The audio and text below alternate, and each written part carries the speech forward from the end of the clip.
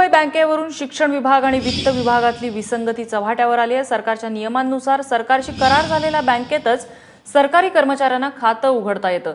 मात्र त्या बँकांच्या यादीत मुंबई बँकेचं नावच नसताना शिक्षकांची मुंबई बँकेत खाती का उघडली असा प्रश्न आमदार कपिल पाटील यांनी केलाय। ऋत्विक भालेकर आमचे प्रतिनिधी आपल्याला अधिक माहिती देत आहेत। ऋत्विक, नम्रता, ज्या पद्धतीने 3 जूनचा जीआर शिक्षण विभागाने काढला होता, याच जीआर वर बोट ठेवून आता वित्त मंत्री सुधीर मुनगंटीवार यांनी प्रश्नचिन्ह उपस्थित केलेला आहे।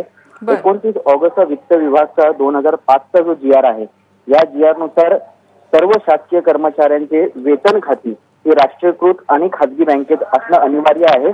त्याचबरोबर ज्या बँकेचा शासनासोबत करार झालेला आहे अशा बँकांची यादी सुद्धा आहे। मात्र मुंबई बँकेचा त्यामध्ये कुठेच उल्लेख नसताना हा नवीन जीआर काढण्यात आलेला आहे आणि त्यामुळे जर जुन्या जीआरच्या तरतुदीच्या बाहेर जाऊन हा जीआर काढण्यात आलेला असेल तर निश्चितपणे तो बदलावा लागेल असं वक्तव्य वित्तमंत्री सुधीर मुनगंटीवार यांनी केले।